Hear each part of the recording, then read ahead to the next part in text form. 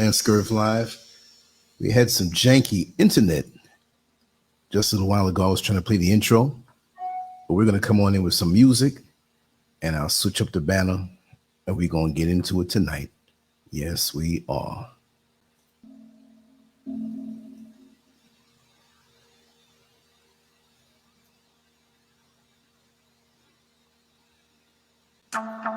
The episode of LANCESCURV Live. I'm glad to be here. I'm not going to lie. I am dog tired. It caught up with me, but I have my best performances when I'm a little fatigued, if you know what I mean. Yeah, I think I'm a strange character. I'm sucking on a tonic, very strong, B12, iron, stuff like that. When I have these every now and then, I feel like $1,000,000. It kind of fills in the gaps. I live above a pharmacy in this particular apartment. You know, we're building a home, but for now we live in the apartment, but it's so convenient to have the pharmacy below me. And the young lady who was supposed to close up at 10 p.m. Eastern Standard Time, it worked out for me because I said, oh, I'm not going to catch her because I'm up here preparing the show. And I made it for 10:15 to give myself an extra bit of time to go downstairs and walk down the block and pick up a few things. So it didn't work out, but I did get the tonic. And she was so caught up in watching some particular type of show that she has there that she stayed a little extra, so it worked out for me. But yeah, over here, you know, always run my mouth a little bit before I get into the show. But Willie C. Holman Jr., welcome. Patrick Gilbert, always welcome. Thank you for being here. Everybody told me they like this style of show, so I will continue to do it, as well as the other uploads that we get roundabout. I got a crap load of, I can't say irrelevant footage, but stuff in the street here and there, nothing specific. We will be getting some interviews this weekend out in the street as I go around and about. I know Mr. SCURV is going to the market, so you know me with my tricky camera, I'm going to get it. Or just stop people in the street. Hey, I ask them questions, right? That makes my day fun, and it connects it to what I do here, as opposed to just sitting, you know, in a room with the mic, you know, with the banner and just talking. It's better this way, you know, just to do the roundabout thing so you can see us in action. Not that we're special or anything like that. It's just, you know, I want you to see that we're real people. I want you to see that there's lots of times we're out in the street, you know, toiling around like anybody else, going to the markets, walking up and down, sometimes just sightseeing because, you know, for now, in the way I choose to look at it, this is home. This is the motherland. Yes, it has its issues. Yes, some of the people are cuckoo, some of them are cool, but you're going to find that anywhere. And for me to enjoy life as a perpetual tourist, I'm not a tourist, but a tourist who feels at home. You see what I mean? With a lot of new stuff in front of me, a lot of new horizons to look over, not the same old streets where it's like, okay, I've been here for the last 30, 40, 50 years. I know what to expect. I need a vacation. So here is the opposite. And when I have the need to come back to New York City, you know, Orlando, Florida, different places I live, more so New York City, because that's my route, then it won't be a vacation. It'll be a recalibration. And it's a weird feeling to be able to be over there and say, you know what, let me go back home. It is a weird feeling because home is always in the United States, but we know that part of the story with me and Mrs. SCURV. So I've been doing a lot of things, different banners, different styles of talking, different things. And I want to keep things refreshed. I'm a creative person. And I'm going to keep continuing to be inspired that way, to keep things fresh. That's the way I love to do it. And with this show, as always, on the LANCESCURV Live, there's always some freestyle going on. So, yeah, I don't know what's going to come out of my mouth. Now, last night we were up for like 3 hours and 30-something minutes or whatever. This won't be that long. We have Beatrice Noel tomorrow. I will be putting up some things tomorrow, and I will do a live probably before we have the show with her. And you know, when she comes on for a sizable time. So there'll be a lot of stuff to deal with and to cover. And on her show, I'm always cracking jokes in the background anyway. Sunday we'll do something. Me and Mr. SCURV, whatever. Look, we got stuff coming. You know our style. We don't have to really, you know, convince you of what we do. And every now and then we take a day off and just chill. So I am extremely fatigued tonight, but I'm gonna put in a little time, at least an hour and 15 minutes, which seems like it's short compared to what we usually do. And who knows, I'm tired, but who knows if I don't go longer and beat last night's record. We're going to wait and see. But I wanted to speak about Black leaders, when they say black leaders on the so-called mainstream Caucasian news platforms, they always say, you know, so-and-so black leader, Al Sharpton, black leader Al Sharpton, African-American leader Jesse Jackson, Minister Louis Farrakhan, black leader. Maybe they should say influencer. But leader, I don't know. Yes, Riri, thank God it's Friday. We're here. Exactly. In the good place. Let me take a little shot of this tonic that I have here. Give me 1 second, folks.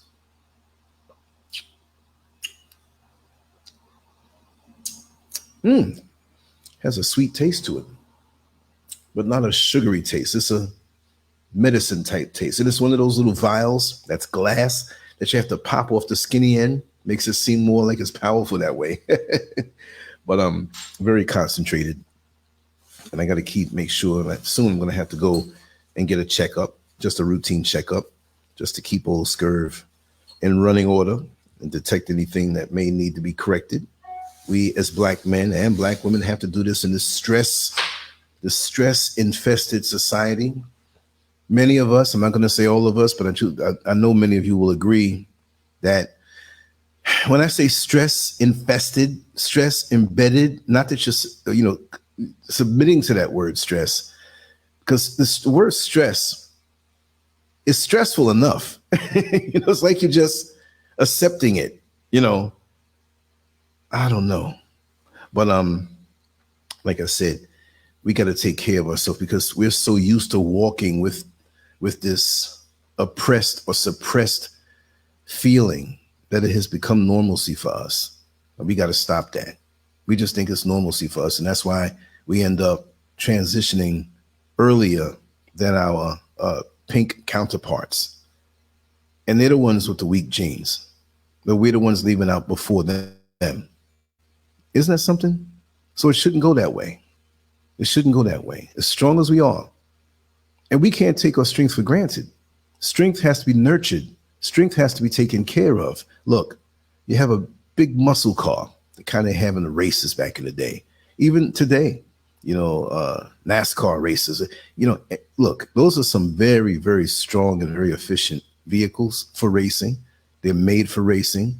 And yeah, that's a good word, recessives. I'm going to start using that word. Auto Royale, welcome, welcome. Oh, if I'm buffering, please let me know. I think my internet is okay from this end, it seems to be, but shouldn't be doing that right now. But who knows? It's their stuff. It's their gadgetry. But with those vehicles, you see them on the track for the short period of time that they're on the track. And you got to realize how much care goes into those vehicles. How many different people who are specialists who do things to that vehicle and make sure the tires are right, make sure the transmission, there's no transmission in that, right?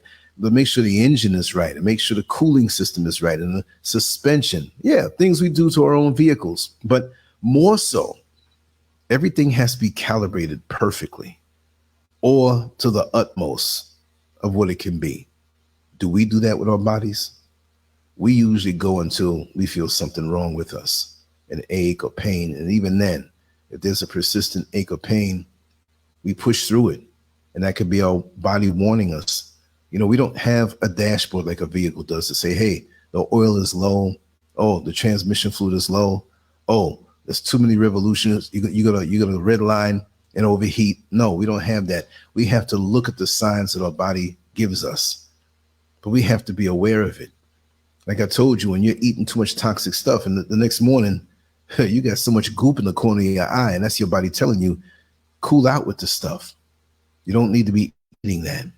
And like I said before, me on a spiritual level, if I'm eating really, really clean, the way I know to eat clean, where I'm not waking up with all that stuff in the corner of my eye, and I get around toxic people, they can be smiling, they can be acting nice.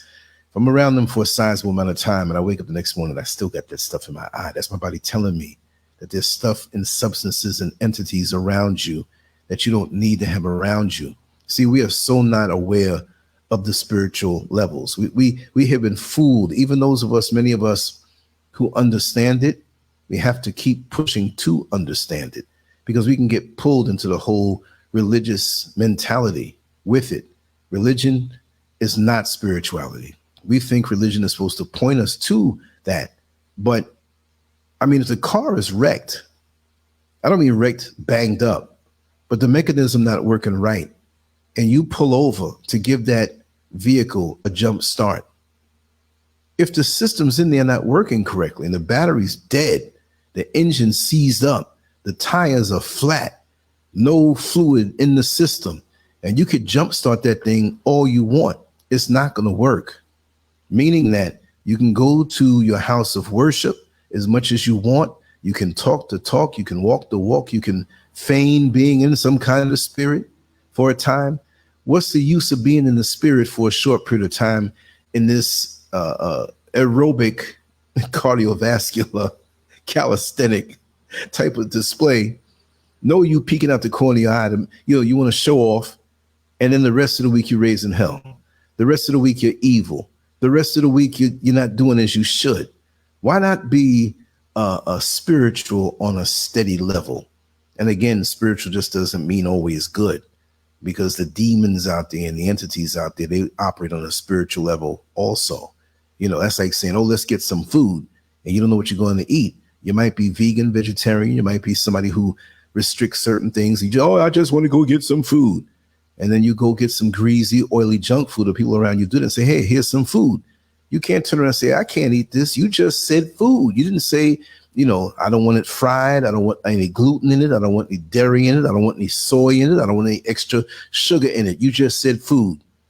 So when you say spiritual, somebody says, yes, I'm very spiritual, you can be talking to the most hateful fool in the entire planet. But I thought you said you were spiritual. Yeah, I am. And I can't stand your ass. They'll tell you, you know what I mean? They'll try to sabotage you. They'll try to sink your ship. They'll try to rock your boat. They'll try to capsize your sailboat. But they're spiritual. We're all spiritual, good and bad. But what do you lean toward in your sense of spirituality? Because some people say, oh, there was some little pissy ass girl that said that. I can't remember what a big head name was. Oh, but they're not spiritual. Everything's spiritual. It depends on what side of the road you're on, you see? And yeah, let me see something here. I'm looking at these comments and stuff. Sister Oyala, welcome home, my beautiful sister. Queen Midas. Ryan Kowal, am I saying it right? If I jacked it up, please, much love to you. Didn't mean to do that, I'm a little lazy in the tongue tonight. I'm a little drowsy tonight, so I may sound like I'm slurring my words, but I don't consume those types of things. And Riri said, I'm going to read most of the comments anyway. Jamie is hiding in the hospital, claiming he's afraid for his life and believes he was poison drugged to avoid his testimony in the Pras Obama RICO trial. He was called as a witness. You know what? Riri, did not know that. I did not know that. This is why I said, why the mystery? I was going to try to break it down, but you broke it down right there. I got to put this up and let this hang for a little bit. He's hiding in the hospital. So they trying to knock him off. That's why it's so much going to it. And I didn't want to jump to that, but why not? Let's do it. I thought it was a Hollywood thing, but in Hollywood, with him doing all of these movies, with him putting in all this work, with him seemingly doing everything politically correct to walk with these devils, I was saying to myself, why would they go after him? I'm not calling him a coon. No, I'm not calling him that. Maybe some people would, but he's playing the game, right? So he knows the world that he's in. So I wouldn't really call him a coon because he knows what he's doing in that Hollywood circle, but he knows the game. He knows the game. Like I'm doing the internet game. There's certain things that YouTube is looking for me to say, and I ain't going to say it in the way that they want me to say it so they can come at me. So am I going to go out a hero and say, yes, I'm going to stand up to them, and they knock the platform down, and so I lost connection with so many thousands of people? I'm not playing the game like a coon. Well, you got to appease master. No, I don't. I'm not about that. I will say that, and they cannot get me for saying that. But I'm playing the game smarter now and still getting the message out. And that's why you all can go to Patreon and you can hear some of the raw, good conversations. I have to thank Master Glam, Mix Genre Faves, Landon Price, Tracy J for putting in some good long conversations, but I wanted that to be something that's always there, but I still got to put my own stuff, and I have not been doing it. But if you go to LANCESCURV.com, you'll see how beautiful the website has turned out. And the best experience for that is to go on a computer. It works on a cell phone, but it's kind of like altered. You don't get the big bang as when you go on a laptop or on a computer. But yeah, look at it. What you say, Queen Mess? I don't see why he breeds white women. Yeah, I noticed that about him too. And that's a thing that I guess is something that is favorable in those circles to bring, because they know they're going to get that money. If he marries one, they're going to get that money back into the white community, you know. And here, Riri said again, Prowse pretty much snitched on himself and everybody else the nerve and to represent himself. I've got to research that more. Okay. Admittedly, I don't know all about that part, but I know there's something in my spirit that was telling me there's something more that meets the eye with that, which is obvious because he's a man who has always kept himself in shape. Now, shape doesn't mean anything really and truly if there's something faulty with the mechanism. You know, I mean, you can look at a vehicle and everything and could seemingly be right, but there's one small thing that stops it from working. And it's a delicate thing, the human body. And as we move over 50, which I'm not sure, what is he, 53 or something like that? Well, no matter how good you take care of yourself, you have to take care of yourself more, and still things out of nowhere can happen. Genetics, what runs through your family? What do you have a propensity for? You know, you got to walk a little, you got to walk the tightrope a little more cautious. Even me, I'm learning to pamper myself a little more. It's 60 years old. I'm like, God, dog. And so when I feel fatigue like this and it's catching up with me, I'm not going to stop doing anything that I do, but I'll back off and take an active rest. Like when I was training as a bodybuilder when I was a teenager, you know, you have a competition, you train so hard for it and you're beat up, but you don't want to just sit home for 2 or 3 weeks. No, go lighter, go to the gym, keep the habit up, keep the routine up, but do a small percentage of what you were doing and do not push yourself. And see, one thing we have to understand, whether it's Jamie Foxx or not, we see the finished product. Oh, it's a movie. And then we'll look on TMZ or look on some other show that deals in Hollywood or some website. And they say, yes, here we are at the set of the movie that's going to be coming out in 2 years. Got to remember these guys, for the most part, the top guys, the favorite people. I mean, men and women, when I say that, they're in that lane where once you get on a roll, once you get a good reputation, once you have that work ethic, whatever else other might be going on in Hollywood, I'm not going to make it seem like it's something so wholesome, but the bottom line is that, you know, you're on a roll and you're working on things that folks won't see a year or 2 or 3 or 4 from now. And so, like I said, with the cameramen on these different television shows that I've worked on, those who were or had clearance to work amongst the politicians, and you know, they knew they weren't any terrorists. And they were only with so many of these cameramen around to do the camera work on set and these interviews and to get close to the people. And they were on burnout. I mean, they were like I said, they said if we had 4 to 5 hours of sleep in one night, that was a luxury. And you know, they say you need 8. Sometimes you get a little older, maybe you need 6.5, 7. All I say is sleep until you wake up. And when you wake up, you got to wake up peaceably and then lay there for a little while until your body says, listen, get up and get out. Now, if you're dealing with a hangover, your body's not going to tell you that. You're going to lay there longer, but your body talks to you and just listen to it.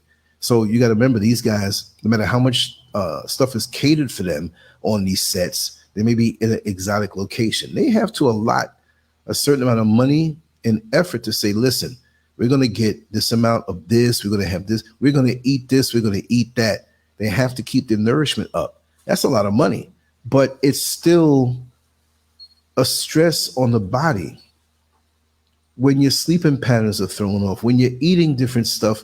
And not only that, but when you're eating in different climates, different altitudes, different places, this will have an effect on your bowel movements. You can walk around constipated if you're in a dry place, and you don't anticipate that.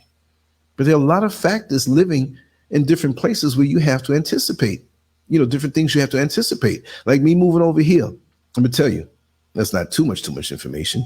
But usually in America, okay, when I lived in Florida and even when I lived in New York City, it's a little different. The climate, it affects your bowel movements and it affects how you urinate and how frequently you urinate. Well, I would drink something. I love to drink water, juices, different things.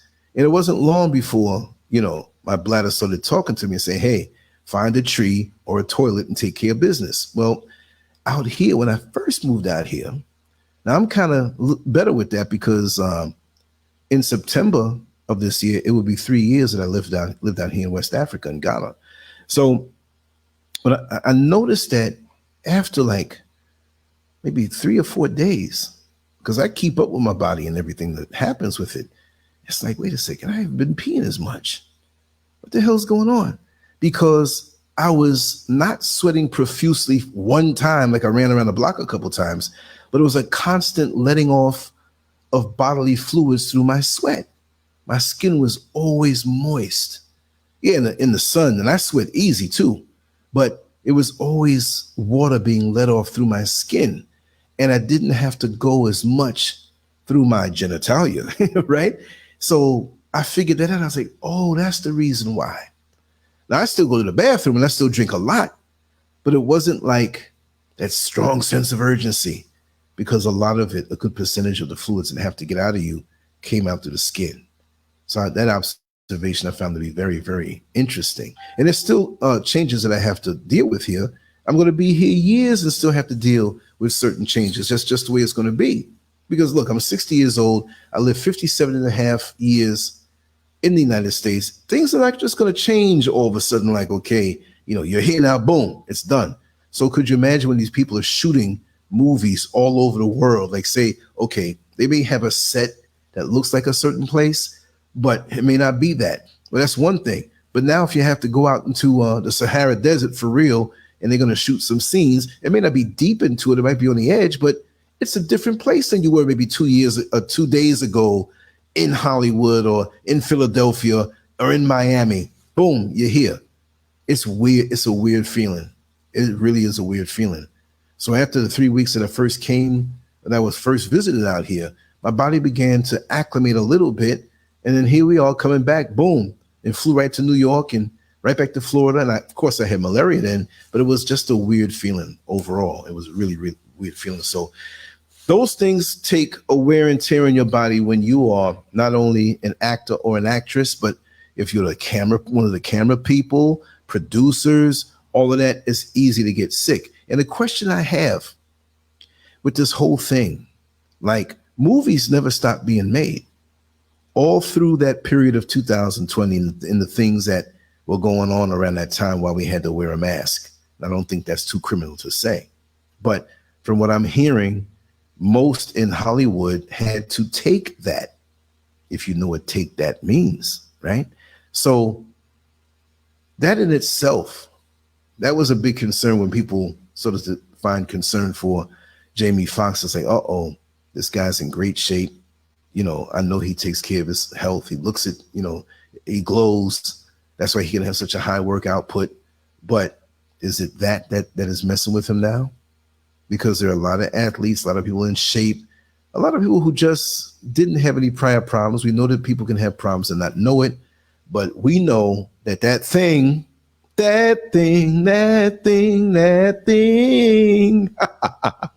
I don't want that thing. No. Oh, no. And I know individuals who proudly tell me, yes, I took it and I'm protected from this. And okay.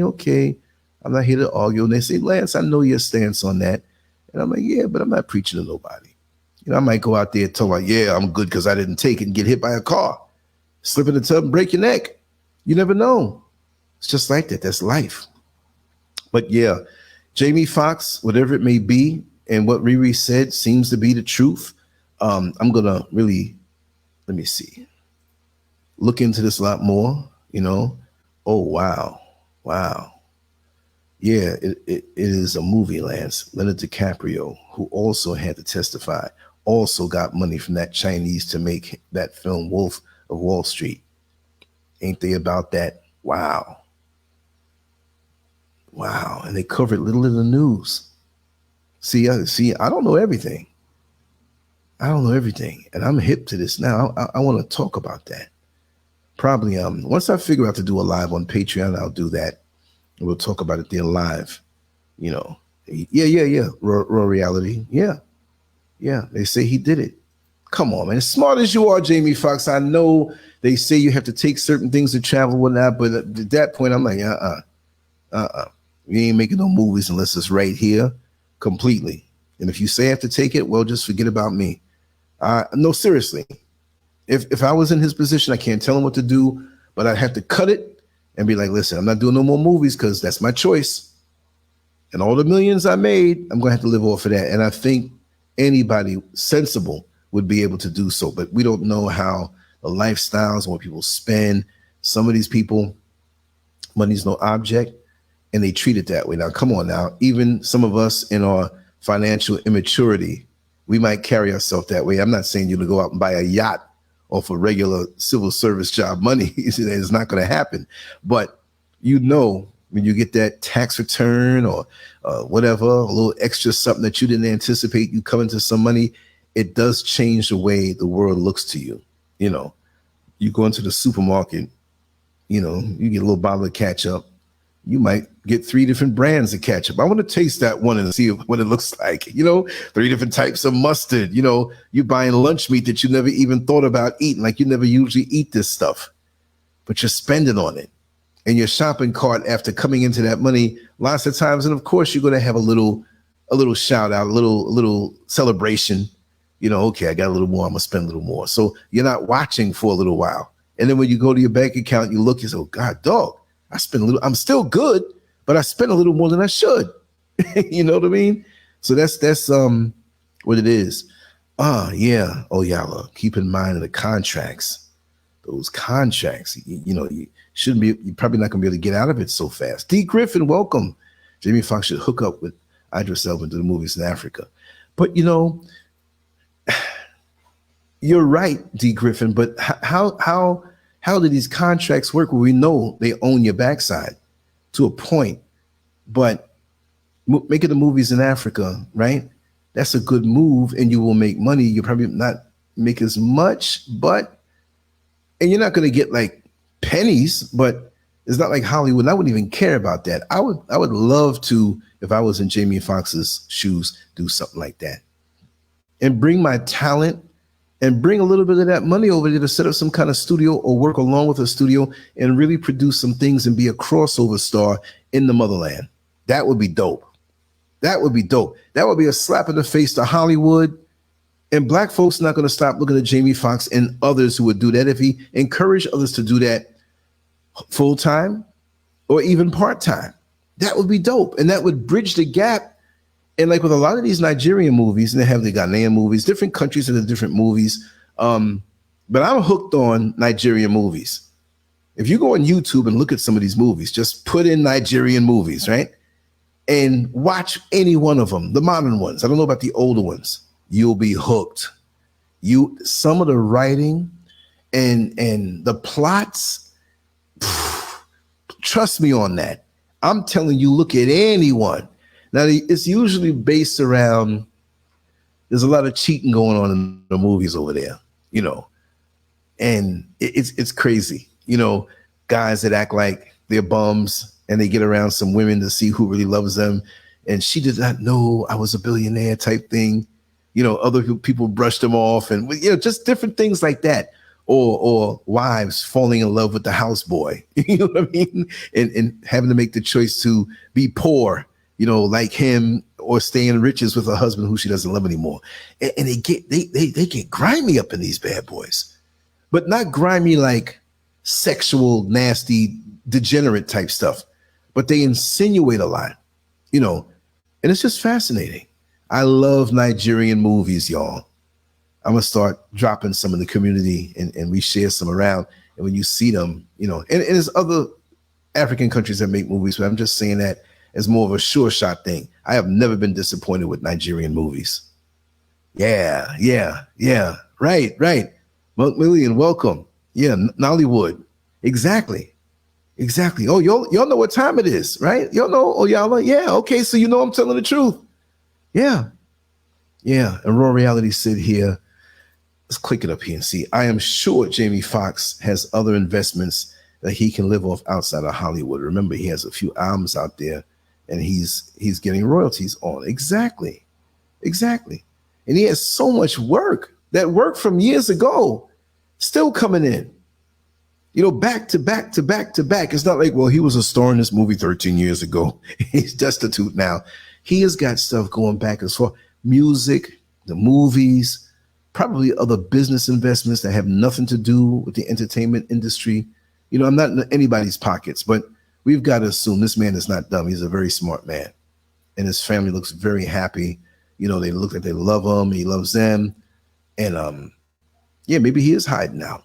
That's something. You know, and so when I said why the mystery, it wasn't so much speaking about the family or him, the mystery surrounding it. Like, but Riri broke it out right there. But I still want to investigate more. And if he's doing that for real, that's a smart move. That's a smart move.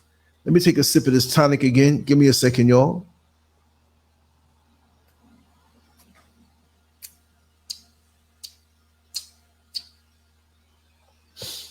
Wow, this thing is powerful.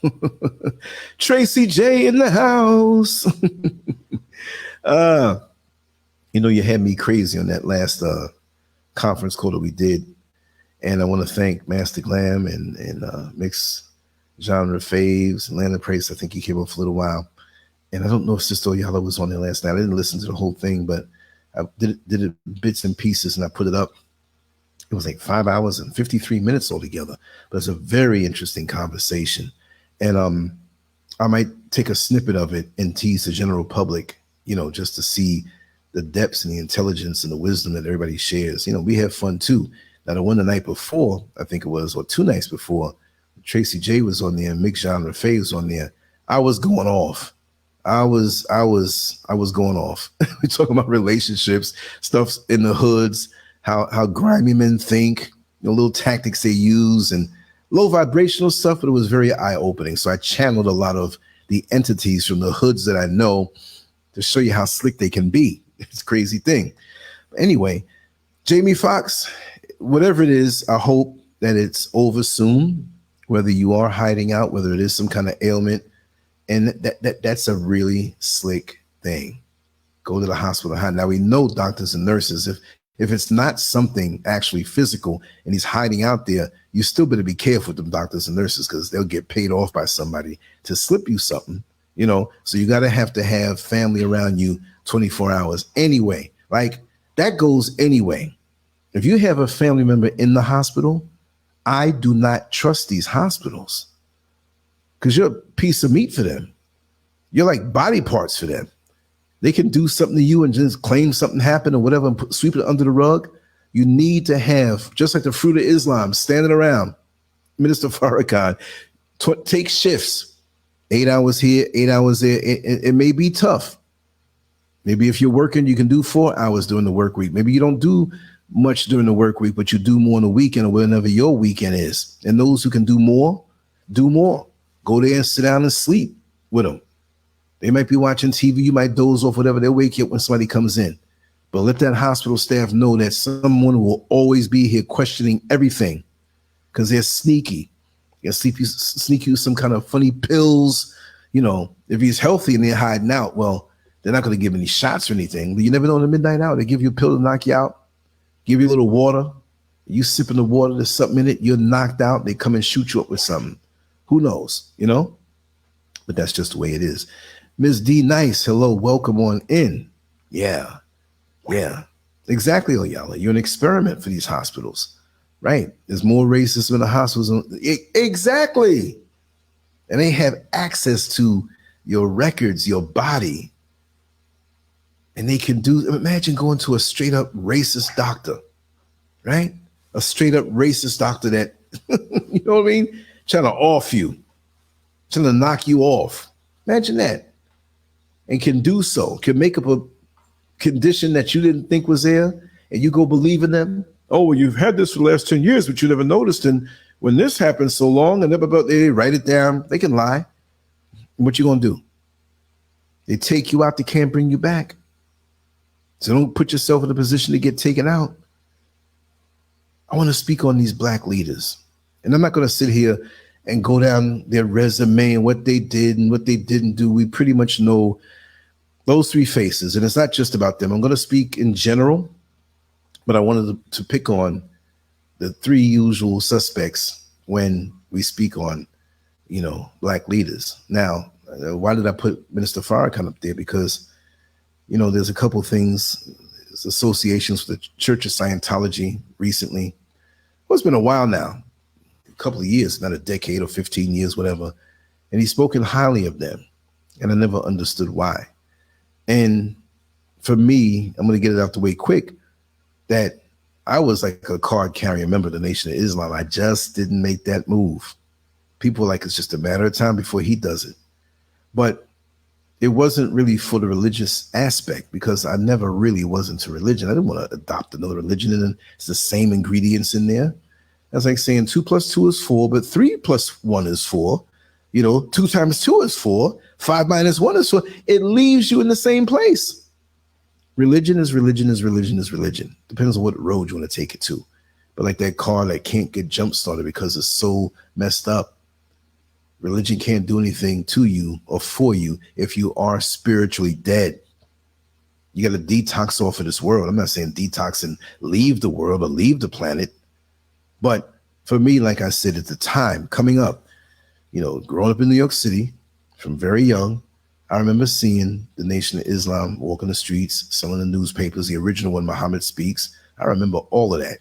The visuals are strong in my head, and the imagery. And I know the Nation of Islam, broke up after Elijah Muhammad passed away. What was that, like 75 or something like that? Farrakhan fell off the map. And I didn't know all of the politics back then. And many people didn't know, unless they were in it, what was going on behind the scenes. Now that things are more public, we have more YouTube out there and people talking, because it's the past now. We kind of know what went down. And it's shrouded in a mystery cloak that we just don't get everything. It's like trying to read the eye chart with your peripherals. You can see the eye chart, but you're not going to see the letters, as opposed to looking at it dead on, face on. So there's a lot of mystery still with that. And there's a lot of questions. But at the time that I latched on to him, I remember hearing him from when I was younger, right? I saw him one time in a barbershop. My father was there with me, and we weren't getting our hair done, but he was there talking. And I recall my father telling me, yeah, and it kind of hit me like, yeah, but I can vaguely remember that. But I remember the way he was sitting in a chair, a regular chair, like he's waiting to get his hair done, but he wasn't. And all the barbers were standing around. And this was a big barbershop. There's a lot of people in there just standing around listening to him. Like they forgot about cutting hair. Like they were just listening to him, right? And I don't think he stayed long, but I remember him his shoes were shiny and his feet were together. He sat, but he was upright. And the way he spoke, it was like, wow. I didn't really grasp all the things he was saying, because he was speaking about something that was going on with the civil rights movement, in the prior years. So I couldn't grasp that. I just saw how he presented himself. And he was, groomed down to the T, which if I was in his position, you wouldn't see me in shorts and T-shirts. I'd be groomed also in different ways, and not just in the European way also. It would be a mixture. But that being said, as I got older and began to taste what America was all about, even more so in New York City, to hear these tapes, these cassette tapes being blasted from the various bookstores that carried his content, which there was one on Fulton Street. It was close to the Kingston Troop A-Train subway station. I'll never forget it. It was a Nation of Islam shop. It was a small shop, but you had black people walking up and down shopping, and you had Farrakhan being blasted out. But it didn't, good high-powered speakers, so it didn't sound like it was straining, but you'd hear his voice from down the block. And I remember being there. I used to go to Brooklyn a lot. A couple of girlfriends out there, and just friends. I'd hear that. It would always catch me. And I was like, oh, that's Farrakhan. So I found myself going to that bookstore and getting cassette tapes, getting videotapes. There were places in Manhattan, of course, that had it. right? There was a place in Queens that I'll never forget. And I wonder if that brother, he's probably not with us right now. When I look back at the age, hopefully he is, you know, you never know. But this had to be back in, let me see. This had to be back in the 80s also, the early 80s. This was on Hillside Avenue, right off of Parsons Boulevard. And this was on, I see the southwest, not on the corner. It was a few doors in. It was a bald head brother who ran that spot. And then he moved over to Jamaica Avenue off of Merrick Boulevard. And it was the next block over from where Mays used to be. There was a department store years ago called Mays. And he was either next door or a couple doors down from this Jamaican music shop. It could have been West Indian overall, but I think it was a Jamaican thing, but they carried all music from the Caribbean. And they had, you know, the records, they had tapes. And I think they were just getting into, you know, the CDs and stuff back then eventually in time. But he took his bookstore there, and he had a lot of Farrakhan tapes there. And just books in general, I just love to go where we can vibe and get into who we are. Sometimes saying blackness is also acknowledging whiteness. And sometimes we got to say it. No, I'm not scared to say it, but just who we are. Because we've been so scrubbed with whiteness in our subconscious minds. How we move, how we talk, it's like we have to strip ourselves. I'm not saying we do, all of us do, but many times in our unknowing state, being in this place, depending on how saturated we were in our culture and seeking out what our culture was all about.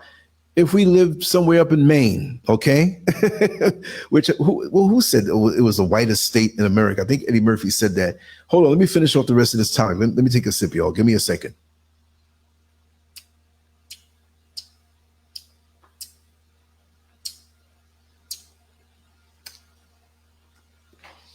I'm telling you, I can feel this thing going through my body already. And a good sleep, I'm gonna wake up feeling good.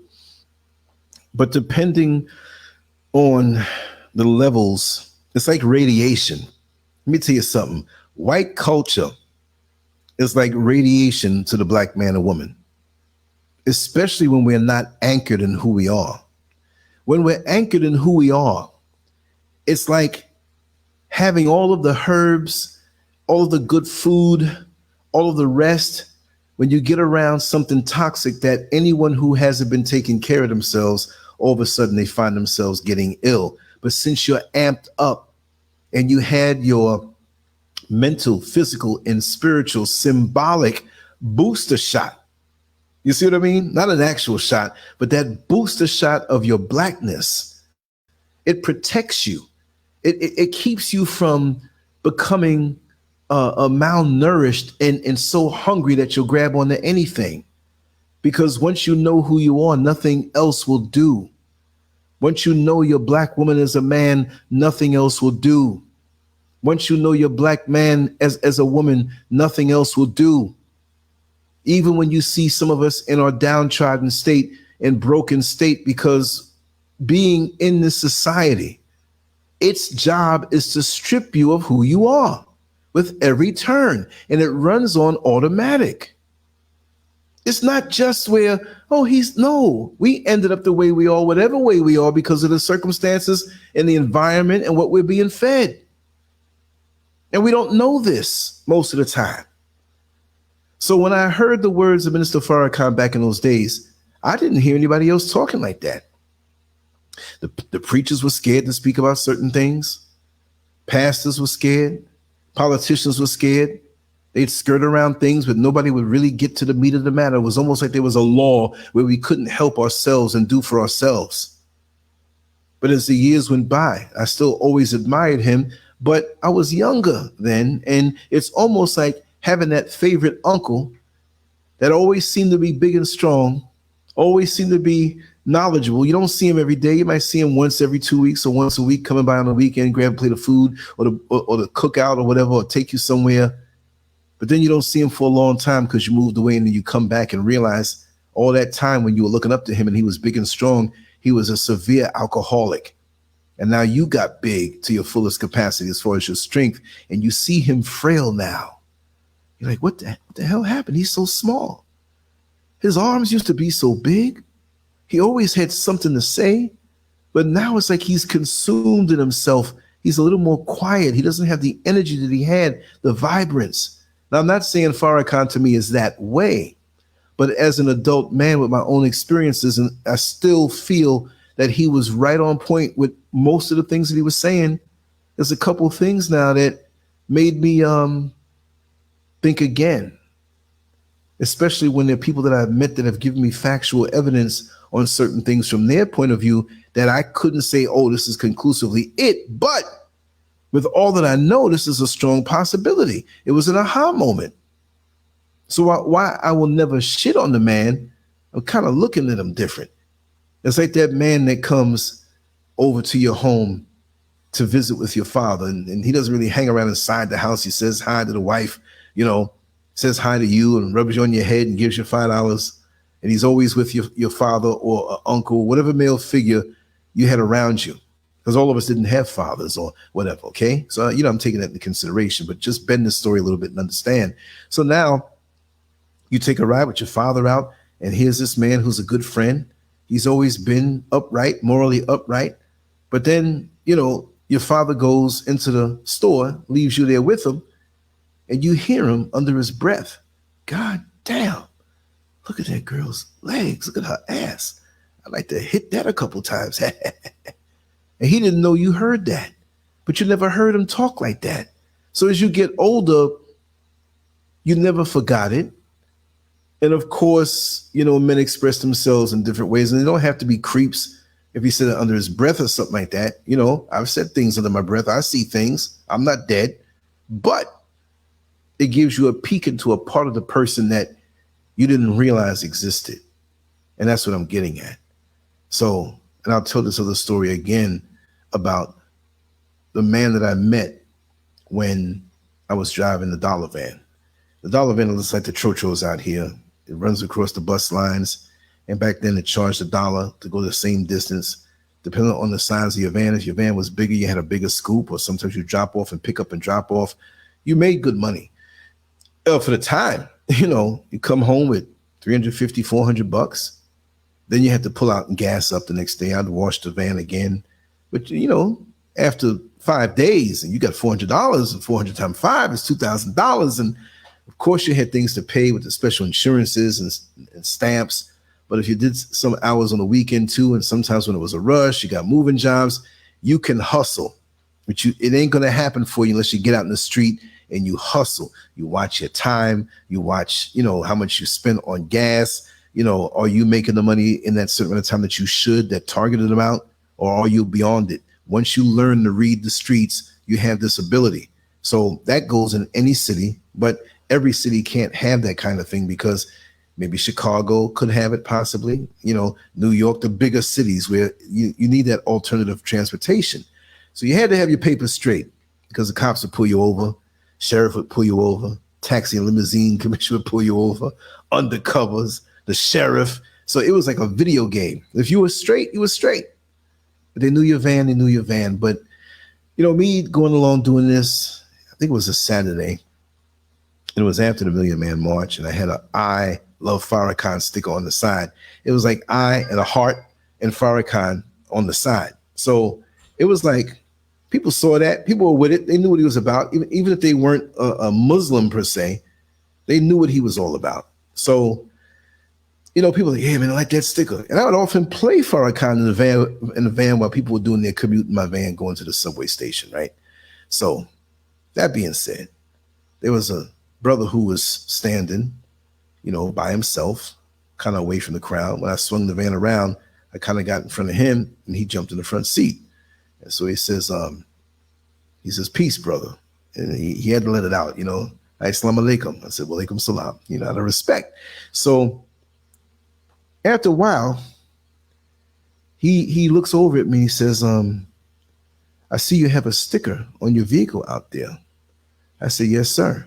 I knew he was part of the nation. It wasn't just like he was an Orthodox Muslim. The way he was standing, this guy at that time had to be, I'd say, I see about 70 years old. This was in 95, 96. So if you go back 30 years, you know, back to what now? Yeah, around that time in the 60s, he had to be like 40 or in his 30s. But I know he was older than how he looked.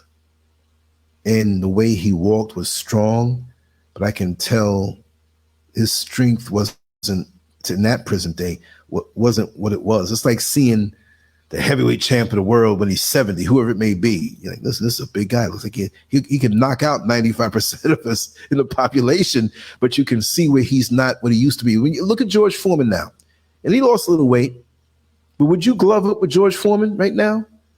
And he's older. He probably huffing and puffing after 2 rounds or whatever.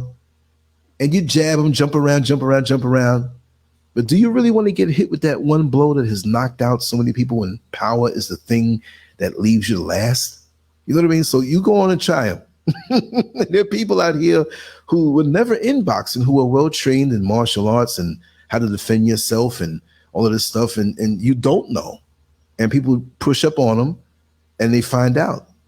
You know, I had an incident earlier today, and it was unfortunate that I was going up. Mr. SCURV was up at the property, and I wanted to get this particular meal that this one restaurant has. It's very light, lots of vegetables, lots of stuff. You know, Mr. SCURV cooks the best to me, but I said, you know, I'll give her a break. I'll probably pick up an extra bit or whatever, but I'm gonna go up there and eat. And it was soon time for her to be coming down. So I was gonna call her and have her get off and meet because it was along the route of that particular van. So I took a car up. See, they have cars that act like vans, meaning in how they charge. And it wasn't far for me to go. It was along that walk when me and Mr. SCURV were walking down the mountainside, remember? But it wasn't coming down, we were coming up. And it was like, where we started was like maybe 10 minutes away from where we started. If we backtracked a little bit. So when I first got in, I was like, you know, I said, what's the price? Oh, don't worry about it. I said, no, man, I got to know the price. Because see, these guys will act like act like they'll charge you as a van and flip on you and charge you as a vehicle. So when we got up there, we got into it. So he's yelling at me, I'm yelling at him. And I'll keep parts of the story private, but it escalated, okay? He did something, I did something, he did something, because you never know what the legalities out here. Well, anyway, he got up and ran around the car and went to pick up a stone. I'm standing there. I said, okay, we did a few things to each other. I'm good with that. But you go ahead and you take that stone and you hit me with it. Hit me with the stone. See, he was surprised that I didn't run. I actually started walking toward him. I said, you go ahead and be a fool and hit me with that stone. And this guy, he was a little bigger than me. I didn't care about that. I said, go ahead.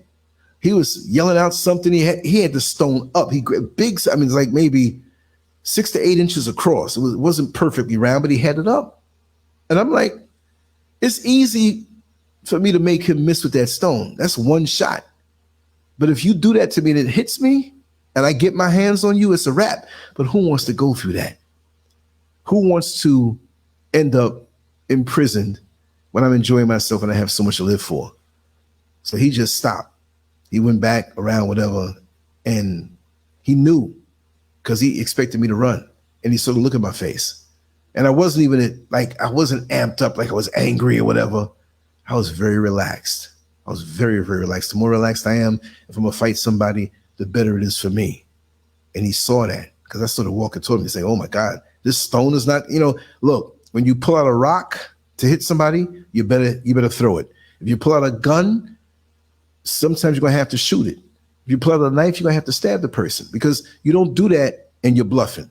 He bluffed. And like I said, most men bluff. I don't like those things. I'm a lover, not a fighter. I'd rather not. But if he hit me with that stone, we probably wouldn't be here doing this show right now. I would have hurt him badly. And I know that. And he knew that. And most men know when they are not equipped to do that. Now, on a moral level, I don't care if you're a wimp, if you're chubby, if you never had no training in your life. If your wife or your woman was violated, you get strong. If your children are violated, you get strong. So when it comes time to having a confrontation with somebody, right, make sure you're on the right side of morality. Because if you're not, those who you think may be inferior to you, okay, they will rise up and they'll kick your behind because they got a reason to it. You hit them at the core. Like I said, no way. But like I said, no way. I was right. He picked up a stone. Go ahead and throw it if you feel you're going to throw it and watch what happens. Go ahead. You know? So it is what it is. You're going to have those kind of situations out there, but you have to know yourself. And again, like I said, I would have been in more trouble if I did something to this guy, you know. But it kind of shocked me. You gonna pick up a stone to the next man? I mean, put your hands up, punch me. I might let you get the first punch in. Just when it's time to write the police report, he punched me first. That was my mentality driving the bus. I'm not scared of nobody punching me. I don't want it to happen. I don't want one of my eyes to get gouged out and nothing like that. I'm no tough guy. But for the legalities, you're gonna punch me first. And once you punch me, what you have coming towards you, you're gonna regret. And I have the right, especially when it's on videotape, like on those buses and whatnot. So anyway, I took this all the way out, right? And like I said, I'm not gonna stay forever tonight. You know, I'm really kind of fatigued, but I want to stay steady with these shows, you know, whether I have them at 6 o'clock or 6:15, depending on time, because, you know, there are a lot of other things that we're doing. So anyway, he told me about Farrakhan. He said, listen, I was once one of Malcolm's bodyguards. I said, really? You know, and I know a lot of people can say that, but really how many really can say that?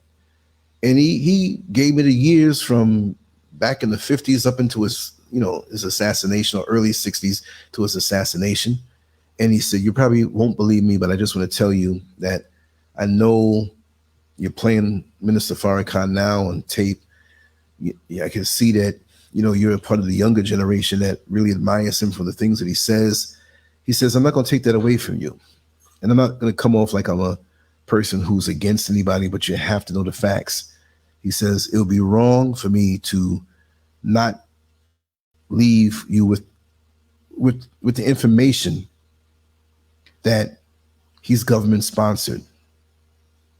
All the talk he's been talking all these years, there's never been an assassination attempt. He's protected. This is what he told me. He said, Minister Louis Farrakhan is a government agent. He's allowed to say the things that he has to say. Because, and he brought up Al Sharpton and Jesse Jackson at that time. He says it's the same with Al Sharpton, the same with Jesse Jackson. They're pressure relief valves or release valves. Because when we hear words and poetic words spoken so eloquently against a system that is true, it stops us from being built up in our frustration to actually do something, like actually really stop using certain people's products, boycotting them forever, not no 1 month boycott, no. And making an alternative and getting up off our asses and doing what we have to do for ourselves. This is what we have to do. But having so-called leaders that were never elected by the people, who were just positioned there, and we accept it because they're Black, they come from our communities, a lot of them had our experiences, but they got to them. And it's a fact that Al Sharpton wore wires for the FBI, whether it's the FBI, CIA, but they have scrubbed that information off of the internet. Let me Google this again and see if anything popped up. See, Al Sharpton was a mole, and I just put FBI behind it. Okay. And what pulls up here, it says Al Sharpton says he isn't a former FBI asset who informed on mafia figures to a special task force in New York City during the 1980s. That's funny.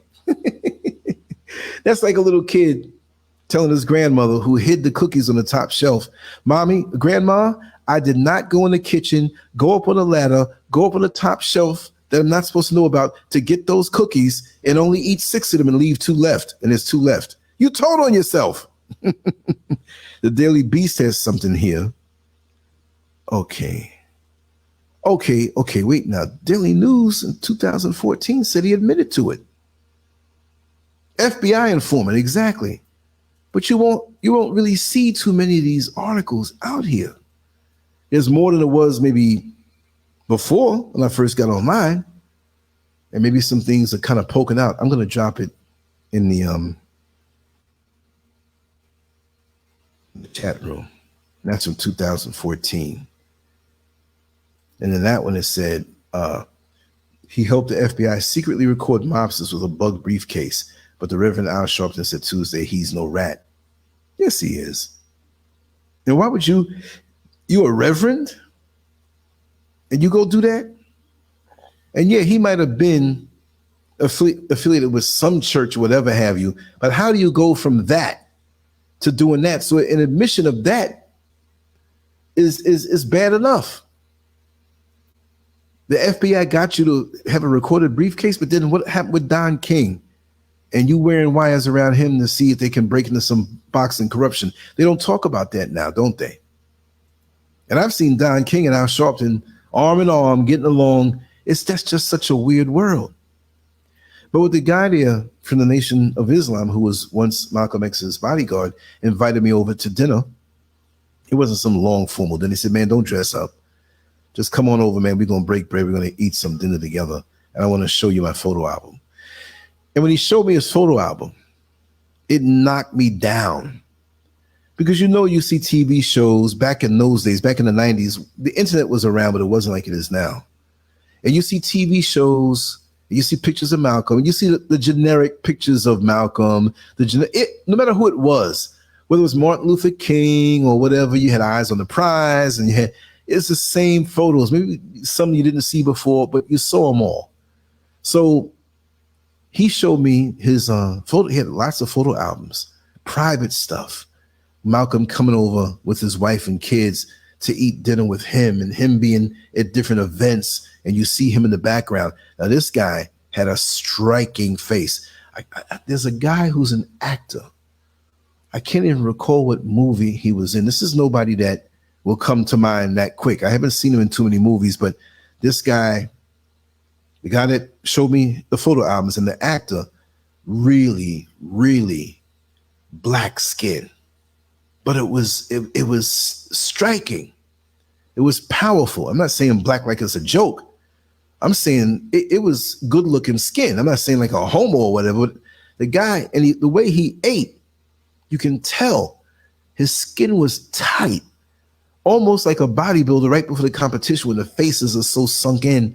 But when he talked, you saw the muscles in his face. I'm not saying he had a muscular face now, but it was like, how could I put it? And this is not a put down, but he had such a striking look. You had to look at him once again. It was like one of those lizards that they have the features so like intense and muscular in their face. Me being an artist and receiving the visual data a little more than a normal person, it was like his face was beautiful in a masculine way.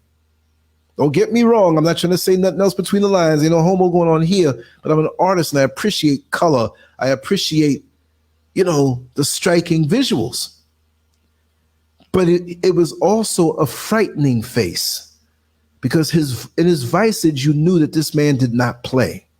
He did not play. He's a very serious guy. If this guy tells a joke, you better laugh at it. I'm not saying he's threatening or whatever, but this guy has seen some things. And he's very serious about what he was saying. And when I saw the photo album, I saw photos that the world probably will never see en masse, unless he was to take them or somebody was to take them and do a story on their father or grandfather, and they upload these photos. But I mean, Malcolm looked like Malcolm. He was dressed the same way, his suit and tie, and you know what I mean? But he was relaxed and he was around his people. And I looked at them and he saw me soaking it up. He said, yeah, I bet you never saw those before. You know what I mean? That was as humorous as he was, but he was a kind man. But he told me that, and it never left me.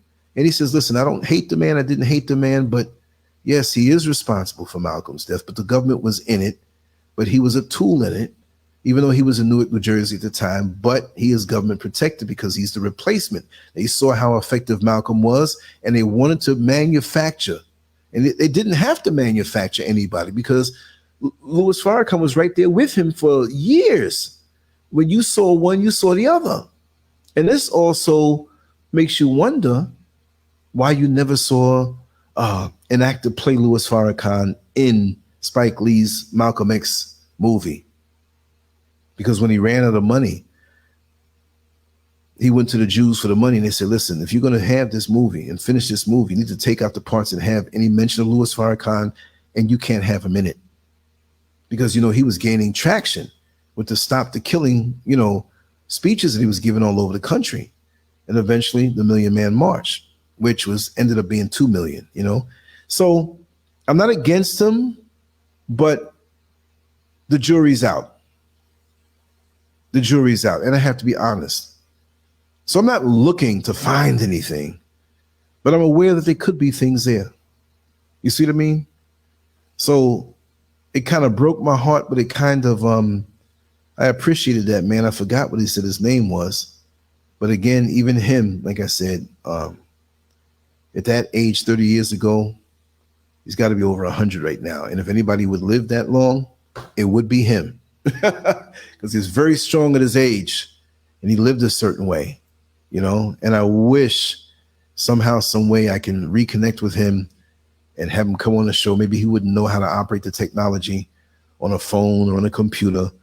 But also, I want to say to everybody out here, we need to talk to our elders more. No matter how much, if they didn't live a perfect life back in the day. You know, we hear things about family members and different people, but they have a knowledge and perspective and a recall that if they transition, we lose that forever. Doesn't have to be somebody famous and somebody, just get that information. There may be an empty lot across the street from where you live, and they remember when there was a general store there and somebody was lynched behind it. Like, okay, we don't want to really know the gory stuff, but we need to know the history anyway, because there's so much that's forgotten. Let me tell you something. I was a couple of weeks from interviewing Dick Gregory and had emailed back and forth with his wife because that's who handled everything. And we had a kind of tentative week that might be open if he didn't travel to a certain destination that he wasn't so sure of. And then a few days later, I found out that he passed away. So this is why I am the way I am with the camera. I don't care who it is and what story they have. It's history to somebody. And when you have people who are there with you, older aunts, grandparents, great-grandparents, it doesn't even have to be yours. Grab your phone and say, hey, listen, can I talk to you about this area or your experiences growing up? Get them on camera, even if you don't give it to me. I'd like to have it and put it up and give credit where credit's due. I would not rip anybody off. All I'm saying is that at least get it up for somebody, your own children or grandchildren, if you don't have any of your nieces and nephews. But it's important that we tell our own stories directly, so there'll be no dispute when things become muddled and fuzzy as we share them. Ooh, I'm getting thirsty. Let me go grab some water, and I'll be right back. Just give me a second, y'all. That was good. Took a little sip in there. I never take long breaks. But yeah, when I got into that altercation, he was trying to really rip me off on the price, and that's how the dispute happened. I forgot to add that part in. We just didn't just break out fighting. But I had my cameras. I say, hey man, hold on to this while we bring that home to you too. Wouldn't show it if I got my butt kicked, but no, I wasn't gonna let that happen. No, not with him. He already knew it. I knew it. It's just a natural thing. But yeah, we have so much gold and silver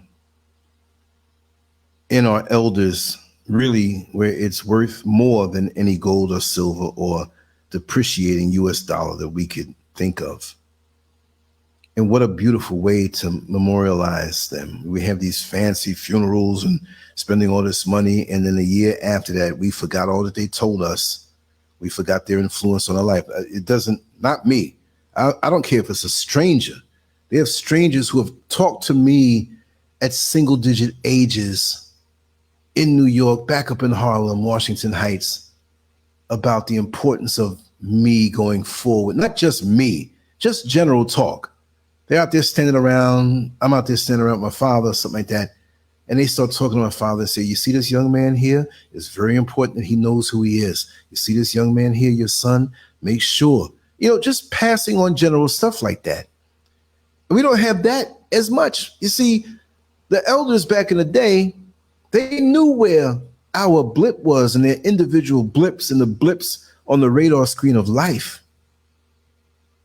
I know I'm 60 years old. Don't scare me. I'm going to be 70, creator willing, 80, 90, whatever. But in each phase, there's things you must do at that phase, and there's certain things you got to let go. So for me, that's why I want to grind down and be consistent in us sharing our views and all of our family who comes on to the show, and we do the conference line, whatever it may be, forums and websites and all of that stuff, This is my way of kind of bringing that energy in, and I can't do it by myself.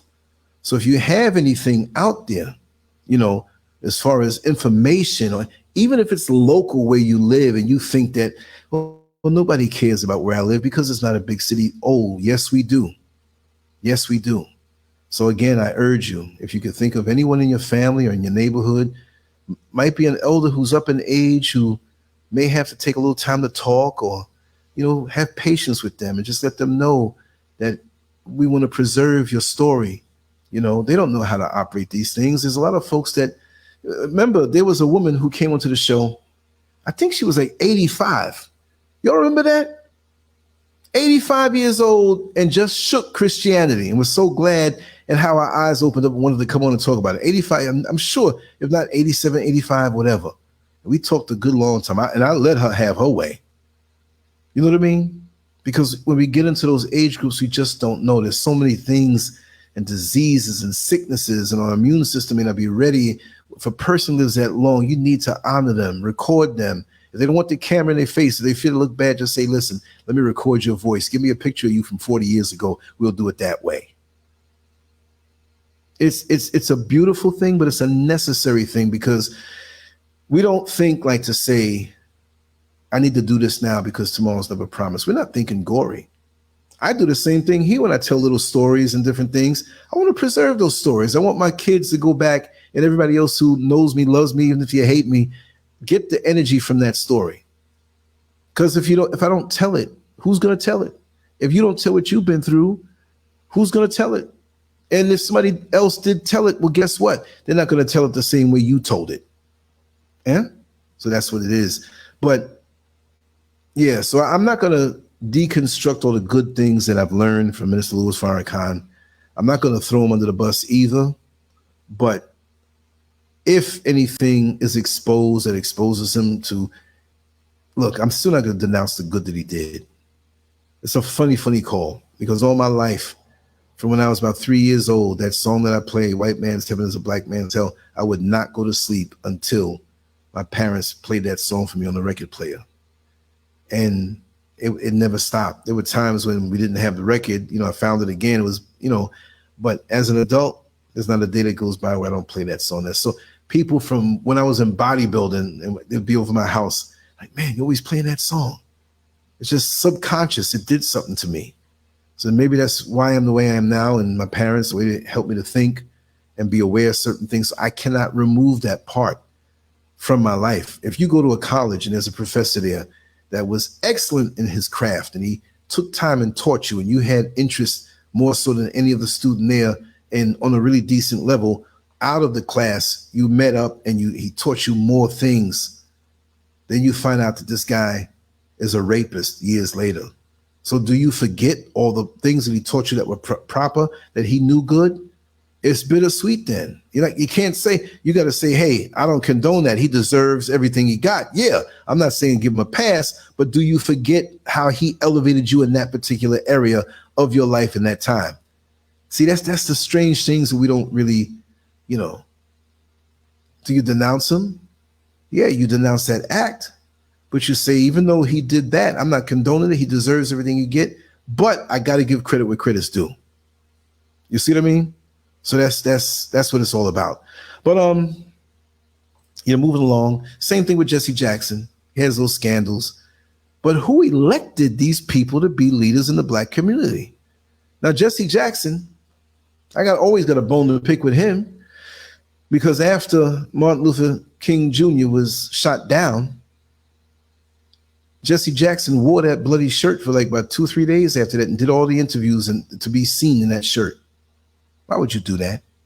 Were you next to Martin Luther King Jr., hungry for his clout? We have a lot of that. We got people hungry for clout on YouTube pages and they'll backstab you. Grown men. Crazy. But he did interviews and maybe he washed or not, I don't know. But he made sure to be seen with blood from Martin Luther King Jr. on him. So it was almost like he was trying to jumpstart a passing of the torch. Like to say, okay, you were there with him, his blood is on you, and you're with the same program he was on. And now we need to look at you as that next person. I just don't trust it when things like that happen. Al Sharpton, no credibility at all.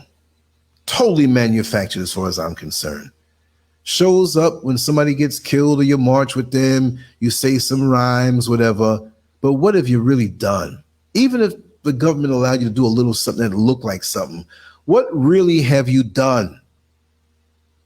Black leaders, what really have you done?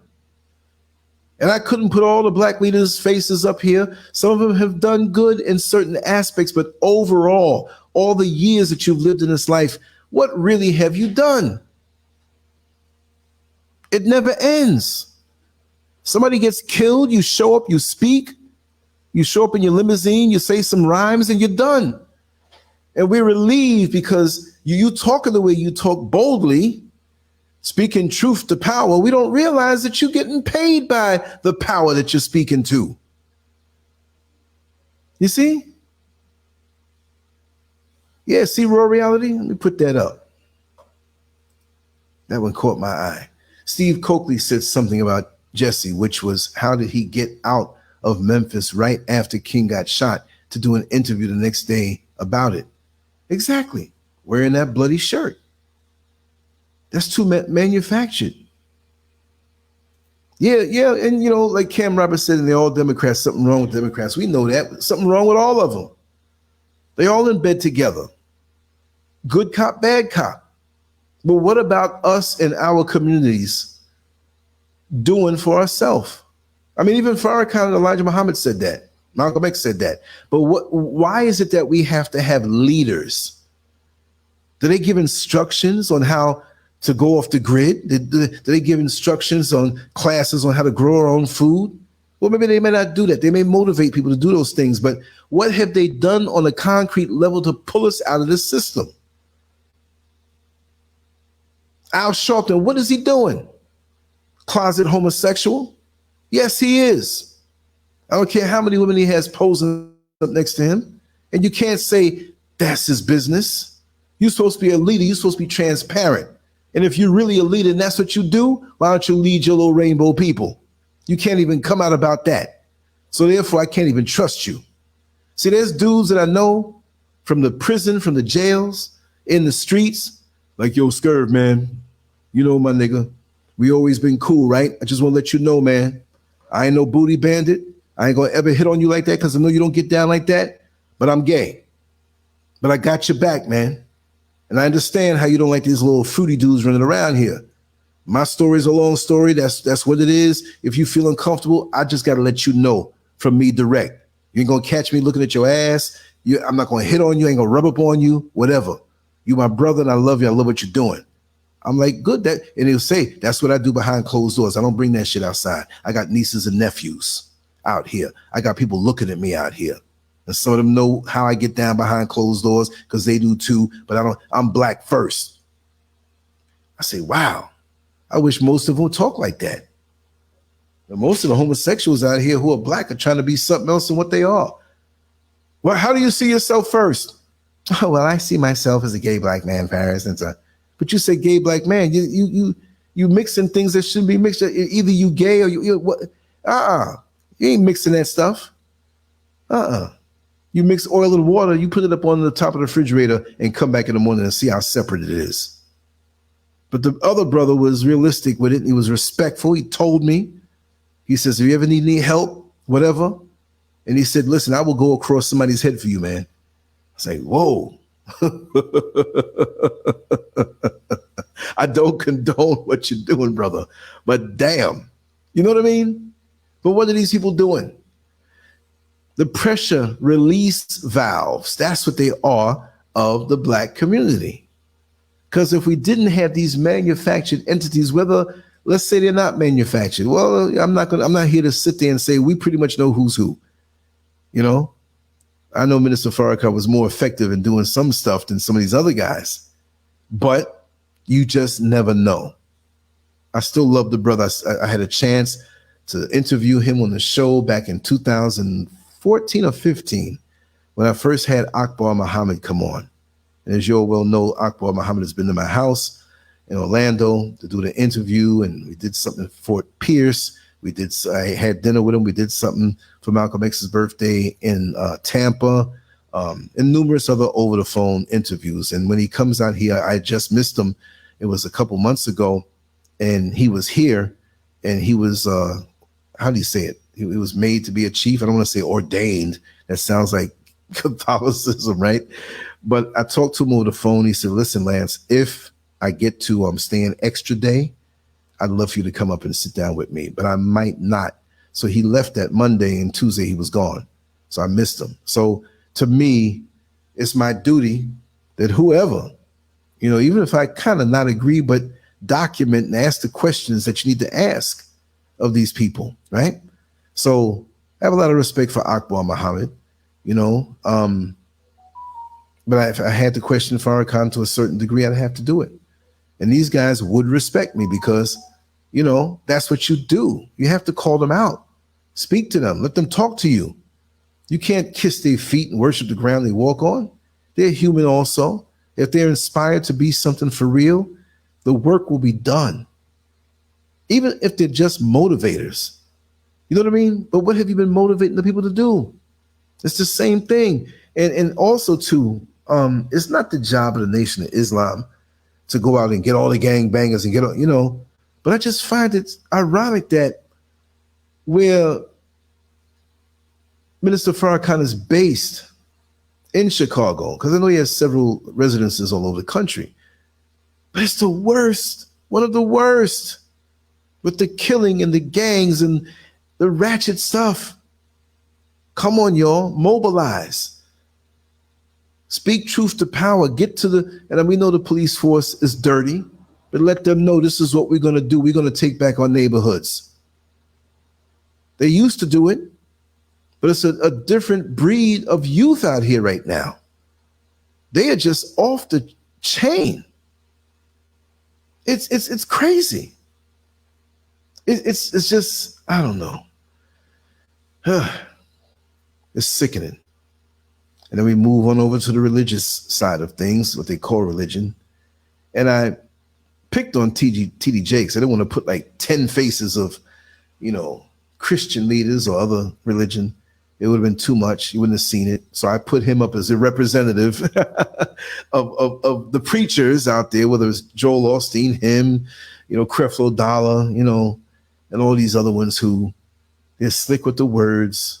You know, they know the secret handshakes. Like T.D. Jakes said, Jesus is a religion. How could you believe somebody like that? It's not even a matter of believing. It should be knowing things. See, forget this believing thing. Whatever goes into our children's head, we need to know it, not believe something that you don't see. You need to know it. Put your hand on it. This is what it is. The pie in the sky stuff should not be in surviving into 2023. It is ridiculous. Ridiculous. And those who are obviously crooked, they're not getting called out by the ones who are supposed to be straight. It's like a brotherhood. If I have an ice cream truck and I'm driving it around in the summertime in the hood and selling ice cream to kids, and the cops roll up on me to let me know that we think you selling drugs out your ice cream truck, because that was an old tactic in many major cities back in the day. You see crackheads rolling up to the ice cream truck and they don't have no ice cream in their hand. You know what's up. But you threatening my livelihood. Now I'm not going to go snitch on nobody. I'm going to go to the other brothers like, listen, bro, they on to you. You'll need to clean up your act. I ain't snitching on you on one hand, but I'm telling you, you putting me in jeopardy, man, with my way of making money. And that's another thing we don't do. All them black folks sitting up in the church and they don't talk to each other. Only time they talk to each other is in the daggone parking lot when they gossiping, or a bunch of dudes out there waiting to see that new church sister that has a real nice ass. Like, yeah, she got that pink dress on. You didn't see her, man? She was sitting in the back. Well, we're going to hang out right here because I see her car right here. You can't lie to me. I know all the tricks. But we don't talk to each other. I mean, only time we talk to the people in the church, unless you really have a family-oriented or a friend or neighbor type thing. But if it's a big church, forget it. All that money going up to the pastor, why don't we redirect that stuff and go into our neighborhoods and see what we can change? How about that? Pastor, we're going to give you half of what we're going to give you because we know it's going to end up in the white banks. And y'all not helping us. And in 2 weeks, we ain't giving you nothing. So this last 2 weeks of offering, half offerings you get yourself together. We know you've been ripping us off. Only time we speak to each other is when the pastor says, turn to your neighbor and say, it's going to be a good day after you give me all your money. You know, he's not going to make them say that, but you shake the hand of the person next to you. You didn't even look at them and greet them anyway. Stepping on their toes on the way out. It's crazy. And we're like zombies, trained puppies, trained zombies. And nothing changes. 2023, yes, there are some athletes that are getting endorsements. There's some black entertainers that are getting awards and all of this stuff, and we're visible. But when you go out and look at the reality of our neighborhoods, it's going to hell and it's worse. The killings and the hate is worse. Why don't some of these damn pastors and damn leaders address that constantly?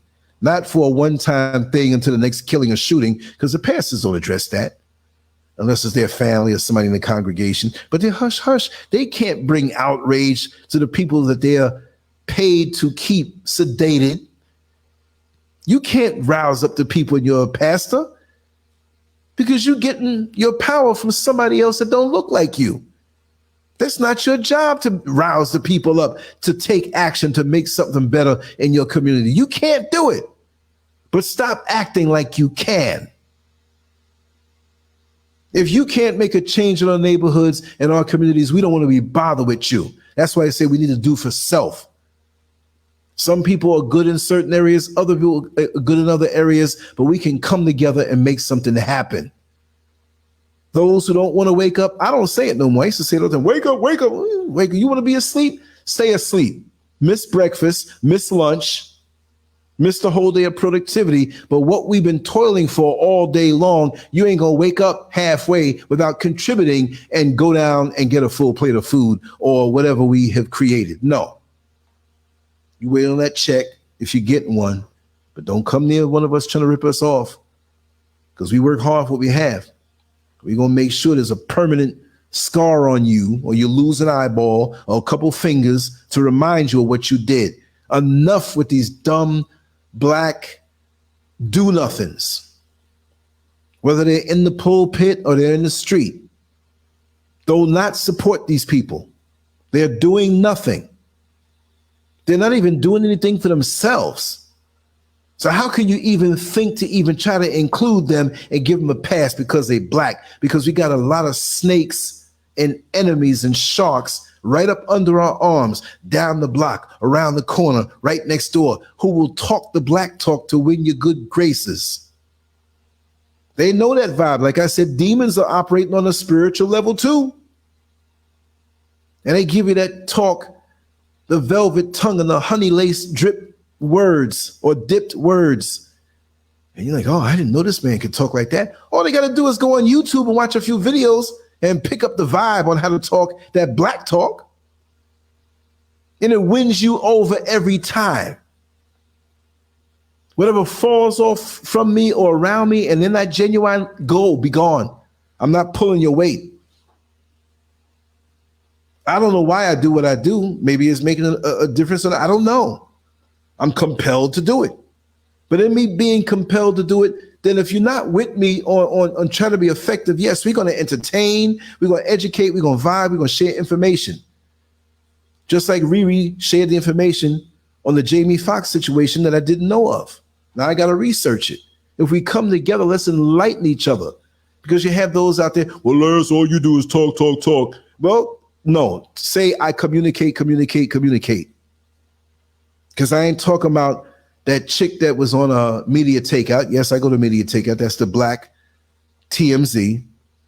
I look on things on there and half the stuff on there is disgusting, but every now and then there's information or a gem that's there. I also go to the message board of a site that's an adult site called Nude Africa. I don't hide about that. On one side is, women and couples taking pictures, real people but on the other side, there's a message board that is dead serious. They get right down to it. That's a gem. I will go where I need to go to get the information where others don't share it, where others don't have it. I don't care. If there's a sister who's coming into her own as far as knowledge is concerned, and she works up in the whorehouse while she's going through a change, I'm going up in the whorehouse with my camera. I'll make her dress decent, but we're going to talk. I'm not afraid to go anywhere. Y'all know. I've sat on the curbs and talked to the crackheads. I've gone here, going there, going in places that the world would say, man, this is a high status, whatever. It don't matter to me. If you got something to say from your positioning, and I don't damn you automatically because you're a pastor, because there are a lot of pastors out here that don't even know what they're in. They might have a little storefront and don't know, and out of their heart, they're trying to do something, not knowing how wicked that hierarchy is to keep us blind. And maybe next year he might not be blind. I'll rock with him if he shows me glimpses of evolving. You see what I mean? But just to rock with somebody just because, well, he a pastor, I'm not going to talk like that around him because he's going to take me out to dinner. You know what I mean? And he got a couple little chicks that he knows I want to get with them. Then I'm selling my people out because of my loins and my stomach. Like a teacher we used to have, Miss Frazier, black woman. She was funny. There was a guy who used to come back to class. This is in high school. He used to come back in class all late. She would always see him talking, to the girls out there. And so she was always laughing, whatever, say some old slick stuff. She was like, under her breath, but loud enough, you just a slave to your loins. If you weren't listening to her, you wouldn't pick up on those things. You know what I mean? She was a clown too. She would, like on Fridays, would you believe she'd come to the school with a boombox? I remember she was playing Good Times. Doom, doom, doom, doom, doom, doom, doom, doom, doom, doom, doom, doom, doom. And this was an older woman, but she was such a personality. Everybody loved her.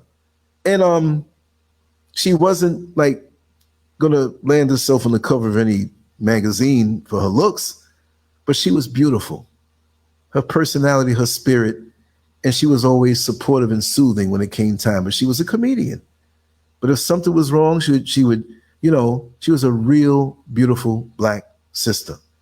And she had to be all of maybe 60, I'd say. 60. But she was a genuine person. And I know maybe she might not be with us on this earth right now, but the energy is there. And she was just herself. She wasn't trying to be anything other than what she was. She'd joke about the wigs that she had on. One time she turned it around in the class. You saw the plaits. They were all gray. I ain't dyeing them. That's what it is. You can see on the back of my neck, I need to shave off a little bit. She was crazy. And I learned from her. Just be yourself. It'll make people relax around you. When you walk around all anal retentive, I am the pastor of the First Baptist so-and-so and so of the Down Low Brothers. You know what I mean? All that for what? For what? Because when you leave this earth and your body's left there, you can't even control that. You going around telling all the girls, yeah, you know, I got this big thing hanging over here. When you die and they see the body, they'll see that you wasn't working with nothing. All secrets will be revealed as far as that's concerned. Just to throw that in there. You got them crazy naked pictures with people you shouldn't be doing stuff with in your phone. Go ahead and die and let your family break that code and see what you've been doing all that time. Just a thought. just a thought. You can't come back and say, oh, I got to delete those pictures out my phone. You should have did it when you were alive. There's pictures floating around on the internet about me. Things I've done, things you'll see. I tell you, it's there. It will pop up sooner or later. Let me get a little more fame, a little notoriety. Somebody's going to find them and put them out there. I'll be like, okay, it is what it is. Let me get a copy. That's me. It won't bother me. I don't have no shame that way. I'm built for this. I'm already preconditioned for stuff to come at me. So bring it. I'll tell you one thing, though. Ain't no homo stuff out there with me. Now, if you want to go on and do some AI and artificial intelligence, and because that's going to happen to people out here. It's going to be funny. Even though Joe Biden is a racist, no good, too old, whatever, there was an AI thing where he was just calling people niggas, and it was funny, but I knew it was AI. Now, he went off. He was going off for a long time, and it was in his voice is his voice, but you can tell it was the older version of his voice. You see what I mean? So they're going to be doing this to smear people and boost other people up, and I don't know. But listen, y'all, I'm not going to be on as long as I was last night, because last night was like 3 hours and 30-something minutes or something like that. This hour and whatever, I'm going to hit the sack early. I will be back on tomorrow night with Beatrice Noel, and I will do a separate live on whatever pops up in my head. It might be around the same length. We're going to put some work in. When I go out, the cameras are ready. They're all charged up. I'm ready for it. Got my bag ready. If somebody said fire, I can snatch it and get out with my stuff. You know what I mean? So anyway, yeah, Jeff. Yeah, right in Pine Hills. Lots of them, too. If you dig deep in the archives, lots of them. Even when I was driving the bus and I had that little tiny, tiny camera, no bigger than a box of cigarettes, a pack of cigarettes, or not a box, it wasn't that big, a small pack of cigarettes. It was just like, we're on a break, say, hey, man, I got this little YouTube channel online. And back then it was like, what you talk about? A lot of folks didn't know about YouTube and social media and taking videos. Even some of the younger folks weren't really down with it all the way. I mean, they were and they weren't. It didn't hit the saturation point that this generation has, right? Because now, especially in America before I left, if they saw me with a camera and a monopod, they'd walk up to me. I'm not even videotaping anything. Yo, so what's your channel, man? Because they knew, you know what I mean? And yes, the conference line tonight, again, I'm going to go on there for a little while. I am dog tired. I ain't going to lie to y'all. Sometimes I come on there and stay for hours. Sometimes I go, but I'm kind of tired tonight. So I'm going to flash that number right now so you can see it for those who've never been on there before. And when I get on there, here's a number. And matter of fact, while I'm still on here, let me go on there and lift the link that you can go on if you don't have a phone or you don't want to come on your phone. You click the link and it's on your phone, but it's not going to be a phone call. It'll be just you going to a link and it will let you go in there. Let me log in. Wait a second. Am I having a problem? Okay, no. I don't have a problem logging in. I'm just going to start a new meeting. I'm already there now, y'all. I'm just going to take this link. I'm going to mute myself after that so the sound doesn't go through. And let me find this link. Okay, here it is. Here it is. Bam. And I said, God damn, this is a dope jam. Yeah, I got the Public Enemy in me. Oh, that had me juiced up back in the day. Farrakhan and Public Enemy. Shoot. I was walking around. People were like, yo, you play that stuff so much. We hear it down the block. We know everything about Farrakhan. You're playing all this Public Enemy. So it was a real treat for me to meet and interview Professor Griff and have I can't say like a friendship, like we call each other all the time. He knows me, I know him. Every now and then he'll call me, or I try to call him for some, reason. Like, I think, when was the last time he really called me? It was a while ago. And he was asking me about some equipment that he knew I had, like, for the show. And I'll give him little secrets like that. They might have to put www in front of that link there. But it works and it's good. And I'll give you the other list. I got to alter this banner. I'm trying to pull up the page for the international calling numbers. And I'm already there. But I'm there, but I'm not there. I'm focused on the show. Okay, and I got to make it more prominent also. Okay, here it is. So you have several ways of getting there. Directly by that number or by the country, actual country numbers, which is not going to bring you any type of, it's not going to cost anything if you call from the country. Now, here it is right there, international calling numbers. So you got the link there, no charge. It's like you go into a website, you call in with those calling numbers on that page if your country is there. And I'm going to make a recording with all this instead of having to say it all the time with some music in the background and everything, right? That's another way of being more efficient. But as soon as the show is over, or if you want to call now, mind you, if nobody else is there, which I'm already there, but I won't be able to respond, it will begin to record. I usually put these up on Patreon, but this last one with Master Glam and Mix Genre Faves was so excellent. I may take a little teaser part of it and put it to the general public on YouTube and say, hey, if you want to hear these kind of conversations, going over there. And like I said, I appreciate those, and it's always going to be uncensored. And I promise I will do something off the chain on there this weekend, but shorter things. I want to pick shorter topics and go in on them and do it frequent instead of like, okay, I'm going to do this 4-hour show where I'm just talking and going in and research. Nobody wants to hear that. They want to hear the vibration between people. And if they hear me talking about something, I'm not going to make it boring. I will make some of them funny. I will be serious on some of them, but whatever it is, will be a lot of emotion and passion in it. That's not that I'm not that way here on YouTube, but they love to take your passion and turn it against you and say that you said things that you didn't. You know what I mean? So anyway, yeah, it's Friday night, Friday evening. For me, it's midnight right now. For you on the East Coast, it's 8 p.m. So it's a good time. Let's get some new people too. The older people that have been there, hey, it's rocking if the new people don't come. But try it out. Don't be shy. 321-521-2515. I'm going to wrap it down right now and just head on over there. I'll leave this up for a little while before I change it over. And I'm going to be there for a little while. I hope to have a little bit of a good conversation. As always, it goes on for 5 hours before it cuts. All you have to do at the end of that is call back in again. You can knock yourself out. You can make a time to say, hey, I want to meet you there and let's talk, whatever. A lot of creative things that you can do, and we're going to do it like that. But anyway, much love to you all. I'm going to play a few tunes, and we're going to be here, and I'll be in as soon as the show is over and cut. But you all can go there now.